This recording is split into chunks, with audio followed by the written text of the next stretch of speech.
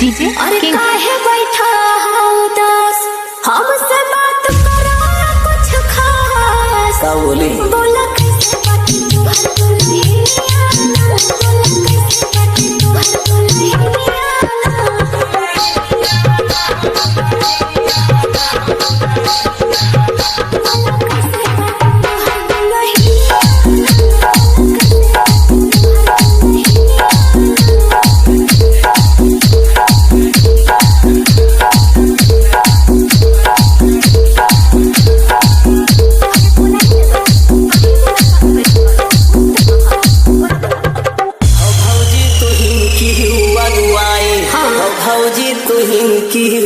गुआए आई के झोंकी हाई भाई औ थमाए देहु हमके नहिया औ थमाए देहु हमके नहिया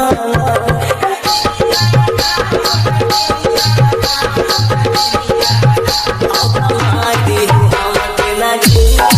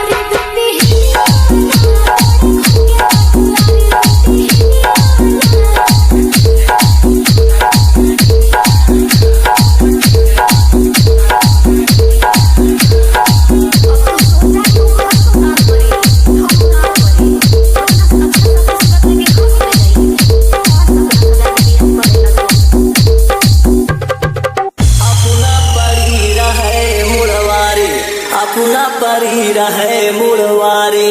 अरे हम का खेल दिए गोड़वारी, हमसे घोड़ भी जवावे दुनिया दुनिया, हमसे घोड़ भी जवावे दुनिया दुनिया।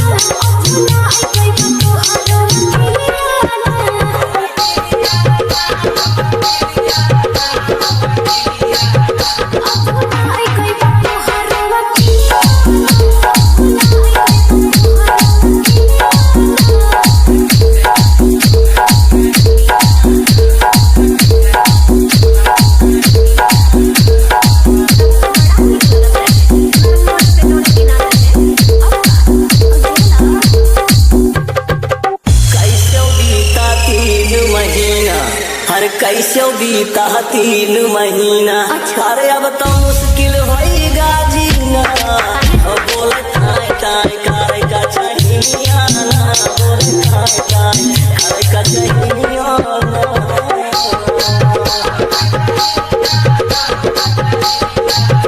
बोले थाए थाए करे का चाहिया